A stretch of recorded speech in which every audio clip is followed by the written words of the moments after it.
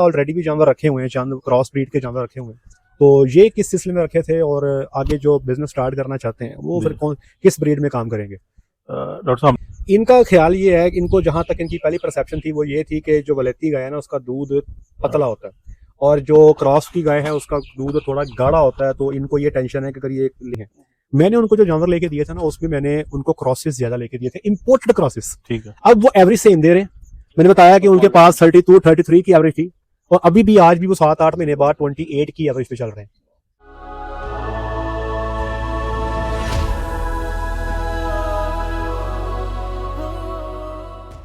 जी बिस्मिल्लाहिर्रहमानिर्रहीम, अस्सलाम वालेकुम वरहमतुल्लाहि वबरकातुहू। मेरा नाम है डॉक्टर मोहम्मद मुज़म्मिल हसन। एक नए सेशन के साथ आपकी खिदमत में हाज़िर हैं। तमाम तारीफ़ें अल्लाह पाक के लिए आए। सब भाई मिलके खातमुन नबी रसूल अकरम सल्लल्लाहु अलैहि वसल्लम पर दुरूद शरीफ भेजते हैं जी।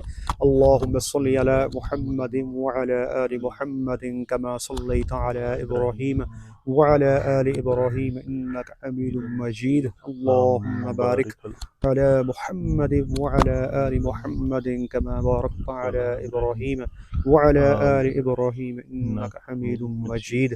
मैं इस वक्त तकरीबन गुज्जर खान के आसपास मौजूद हूँ और मेरे साथ दो फार्मर हैं जी।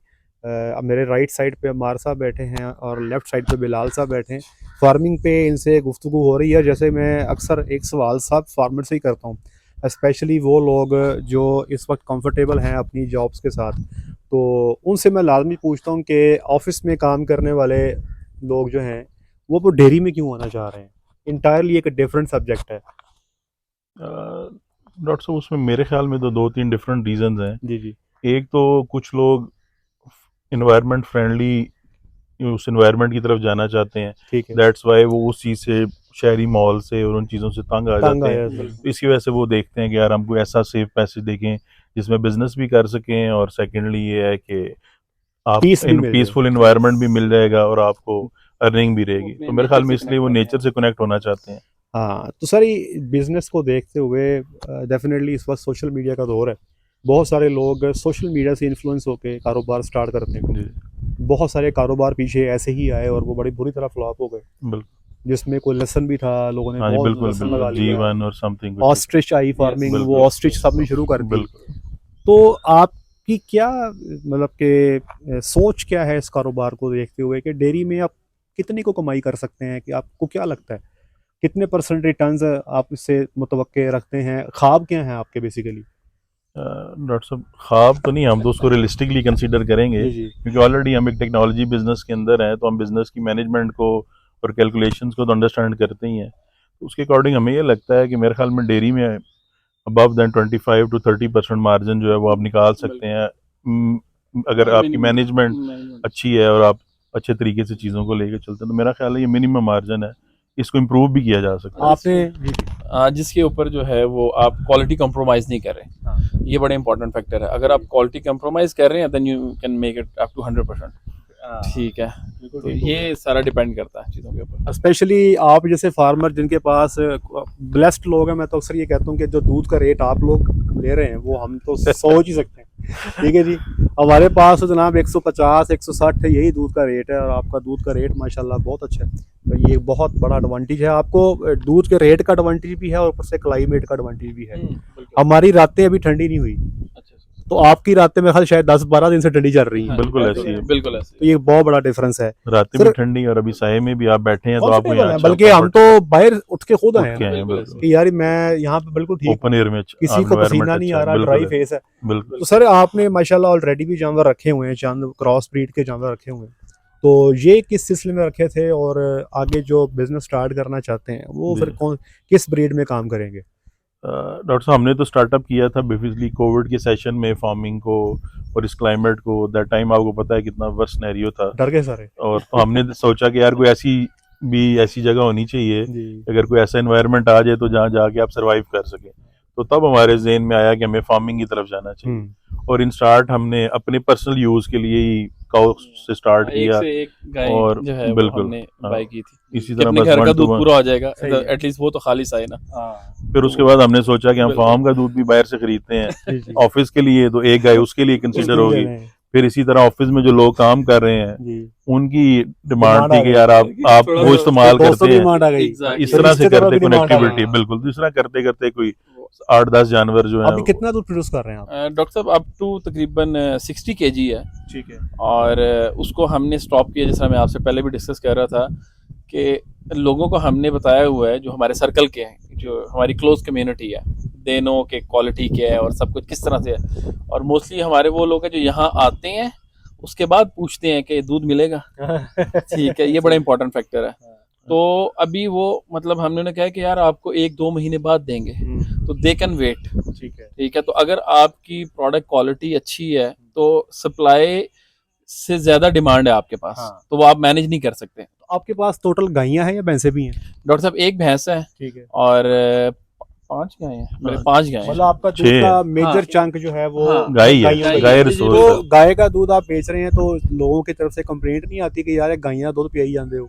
नहीं नहीं, वो बहुत थिक है, बल्कि अभी रिसेंटली कल की बात है, हमारे एक सर्कल में आंटी हैं, they have started with 2 kgs। ठीक तो उन्होंने 3 दिन बाद बताया कि 2 किलो नहीं देना, 1 देना।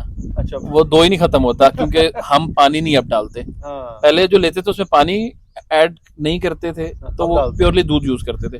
तो अब इस दूध को अभी सिर्फ गायें का ही जाता है, तो वो कहते हैं मुझे इस दूध को कंज्यूम करने के लिए चाय में ही पानी डालना पड़ता है, पीने में भी पानी डालना पड़ता है। तो गाय का दूध भी अगर आपकी वो न्यूट्रिशन वैल्यूज और सब चीजें हैं, और अभी हम बहुत ज्यादा फैंसी स्टाइल में नहीं कर रहे, थोड़ा देसी टच में ही कर रहे हैं, फिर भी जी। मेरे ख्याल से आपने चाय पी है, तो दूध You का have रेट an क्या idea. चल रहा है आपका? हम 220 to 240 मिक्स देते हैं, ठीक है। और जो 1-2 बहुत ही क्लोज हैं जिन्हें सिर्फ भैंस का ही चाहिए, ठीक है जी। ठीक है, वो अप टू 300 लेते हैं हमारे से। अच्छा, मैं जब बात करता हूँ कि यार भैंस का दूध 300 से नीचे वारा ही नहीं खाता, बिल्कुल कई सारे बंदे जो है ना वो परेशान हो जाते हैं और वो उनका बस नहीं चलता कि वो यूट्यूब के अंदर बढ़ के मुझे पेंटी लगा रहे। तो अब ये आप बता रहे हैं कि आप 300 में सेल कर रहे हैं, तो why not 250, why not 200? Doctor साहब देखिए, अभी इस डिस्कशन से पहले आपकी मेरी डिस्कशन हो रही थी भैंस बाय करने के ऊपर ही, तो आपने कहा था कि मैक्सिमम जो भैंस दूध देगी वो 12-13 किलो देगी, ठीक है। अब आप मुझे बताएं कि अगर 12-13 किलो देगी तो खुराक उसकी वही है जो 20-22 किलो वाली है मिक्स के ऊपर भी, तो वो आपको कैसे कॉस्ट करेगा। और एक और चीज है, अब जिस तरह जो हमारे से भैंस का दूध लेता है बंदा, हमारा एक सर्कल में दोस्त है, तो वो मुझे बताता है कि मैं इसके अंदर आधा किलो पानी डालता हूँ तो अल्टीमेटली मुझे दूध वो 200 रुपए किलो पड़ता है, और जो मैं बाहर से दूध लाता था उससे 100% इसकी थिकनेस और इसकी क्वालिटी 100% है। पानी तो मैं खुद हाथ से डाल रहा हूँ ना, तो मुझे पता है मैं डाल क्या रहा हूँ। तो वो दिस इज द थिंग कि वो 300 लेके भी ना, तो वो बाहर से अगर 220 या 240 भी खरीदेगा ना, वो क्वालिटी नहीं मिलेगी। वो 300 में पानी डाल के बेहतर पी रहा है, बेहतर पी रहा है। एग्जैक्टली, ठीक है। देखिए मैं ये बात बताऊं, भैंस इस वक्त जो हमारी है ना 12-13 लीटर पे खड़ी है आम। जब आप जाते हैं ना 15-16 वाली भैंस भी फिर आपको तलाश करनी पड़ती है। लोग कहते हैं 15-16 वाली लेनी है, वो आपको तलाश करनी पड़ती है। जब आप 20 लीटर वाली बात करते हैं ना, फिर वो बात ना शौकीनों वाला आ जाता है। फिर शौकीन लोगों के जो रेट है ना जी, आप देख रहे हैं पीछे अभी फेसबुक पे मैं देख रहा था, वो एक साहब है जी, उन्होंने छोटा बेचा 60 लाख का। 60 लाख का छोटा बेचा, ठीक है जी। तो जब शो की बात आती है ना, जो 31 लाख की मझ बिक रही है, 25 लाख की मझ बिक रही है, तो जो कारोबारी लोग हैं ना वो ऐसे नहीं करते। वो कहेंगे यार हमें 20 लीटर भी दो, बगैर बूस्टन के दो। और मैं कहता हूँ जी मुझे कोई 10 लाख भी दे देना और मुझे कहे कि बगैर बूस्टन के 20 लीटर की मुझे भैंस मिल्किंग करवा दे, तो मैं माजरत कर लूँगा। क्योंकि इस वक्त 20 लीटर वाली भैंस ढूंढना इतना ही मुश्किल काम हो गया जितना पाकिस्तान में कोई ईमानदार बंदा तलाश करना। बिल्कुल ऐसे ही है। ऐसे ही। तो अब क्या प्लान है आप लोगों का आगे फार्मिंग के हवाले से? अभी जो हम आगे करना चाह रहे हैं, हमारी डिस्कशन तो खैर ऑलरेडी हो गई है, तो मेरी डिस्कशन से पहले क्या प्लान था, अभी डिस्कशन के बाद क्या प्लान है? Cross breed versus pure breed.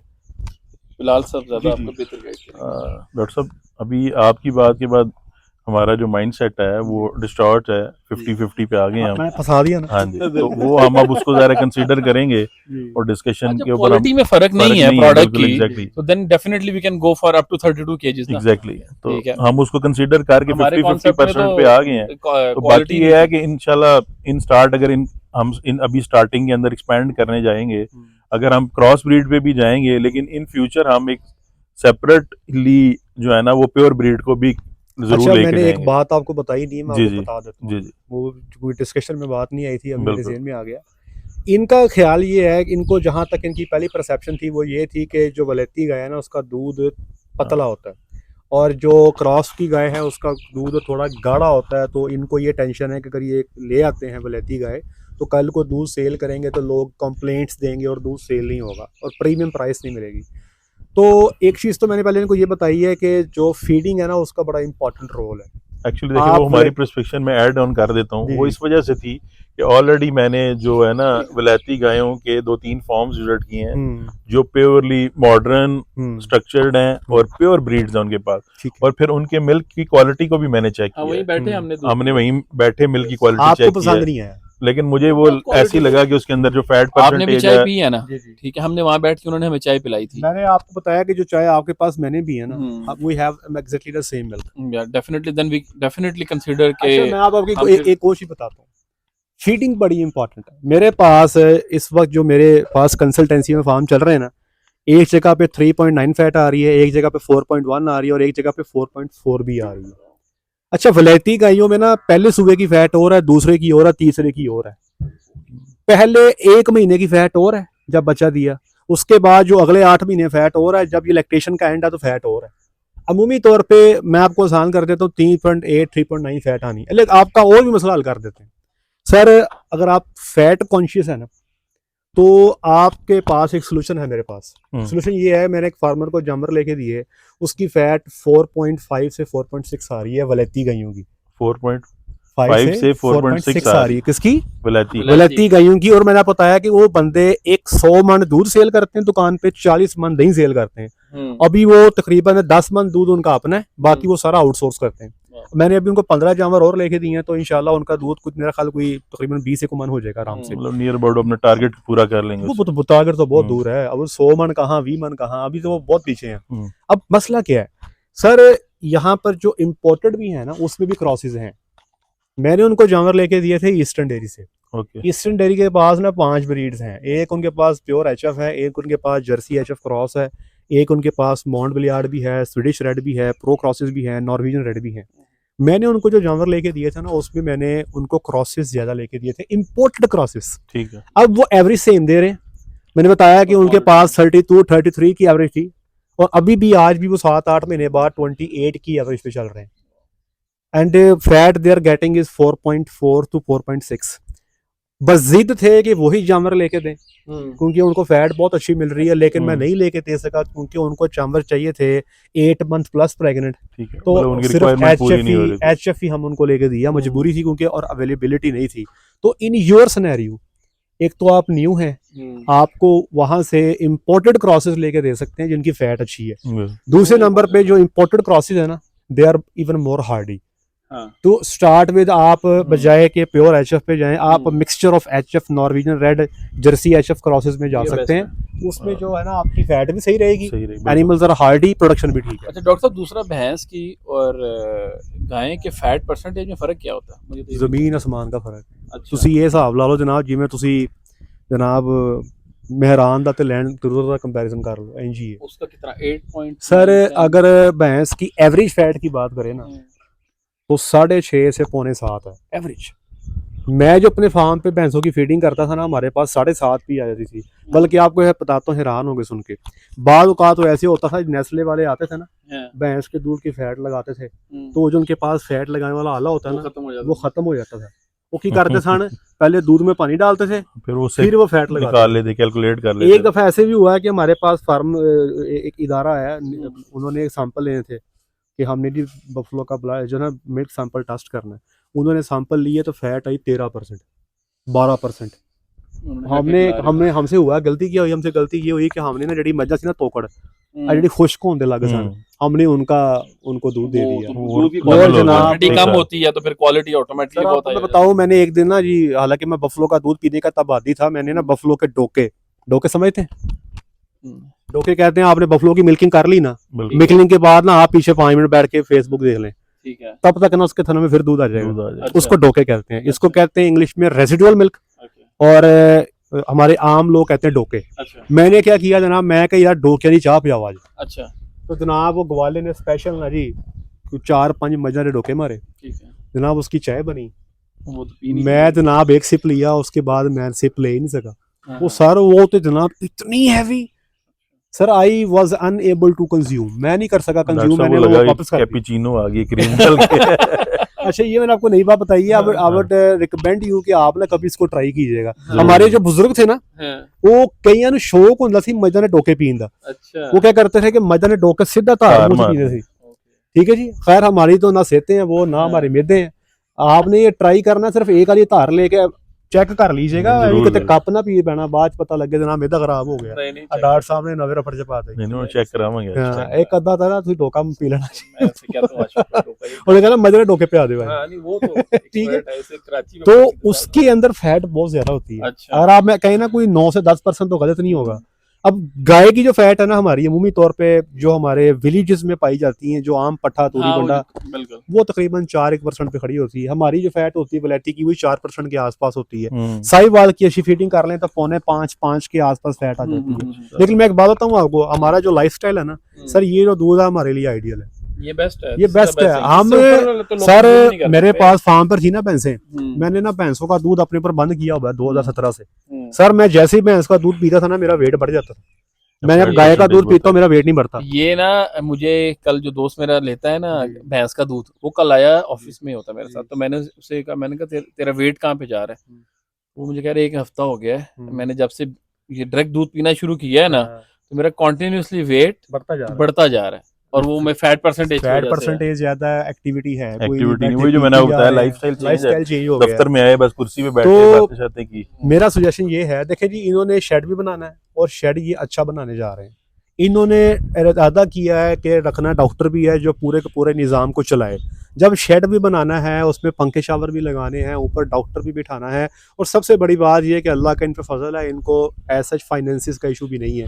तो द ओनली ऑप्शन इज़ कि ये इम्पोर्टेड क्रॉसेस में चले जाएं, इनका मसला भी हल हो जाएगा, फैट वाला दूध भी अच्छा मिलेगा और एक अच्छा बिजनेस ये कर सकते हैं। अगर इनके पास फाइनेंसिस का प्रॉब्लम हो तो फिर ये क्रॉस की तरफ जा सकते हैं क्योंकि इनका दूध का रेट अच्छा है। लेकिन चूंकि इनके पास फाइनेंस का इशू नहीं है तो they should earn more money. इनको चाहिए बजाय इसके अगर 1000 गाय प्रॉफिट दे रही है उसकी बजाय 2000 प्रॉफिट अर्न करें। जहाँ पे 2 जानवर ने खड़े होना वहाँ पे 1 जानवर खड़ा करके उतना ही प्रॉफिट जनरेट करें। तो सर अल्लाह की जात आपको कामयाब करे जी, और इसमें आपको मजीद कामयाबियाँ तरक्कियाँ मिले। और मैं बता दूँ जी आपको कि इस वक्त दूध लोग जानते हैं शॉर्ट होता जा रहा है। बिल्कुल ऐसे ही दूध क्वालिटी वाला ना हम लोग ही पीते हैं। बिल्कुल मैं आप यकीन करें अपने रिलेटिव्स के घर जाता हूँ ना, वो यकीन करें मुझे चाय पूछना ही छोड़ दी उन्होंने। वो कहते थे 4 दिन ने तो अद्धा कब छड़ देना सर, पी नहीं जाती, पता नहीं क्या दे देते हैं अल्लाह। वो इतना लगता है जब मैं पानी उबाल के ना काड़ कूड़ के तो थोड़ा यार तुबका दुर्दा सुट के दंग जा दे के, वो समझ नहीं आती क्या करते हैं। हमें चाय पसंद ही नहीं आती। असल में दूध नायाब होता जा रहा है, दूध है नहीं है ही नहीं है। तो इस पे काम करने की जरूरत है। अल्लाह आपको कामयाब करे। बहुत शुक्रिया जी आपके टाइम का। आज के लिए इतना ही। अपना ख्याल रखें, दुआ में याद रखें, 5 वक्त की नमाज बाद जमात। अस्सलाम वालेकुम रहमतुल्लाहि व बरकातहू।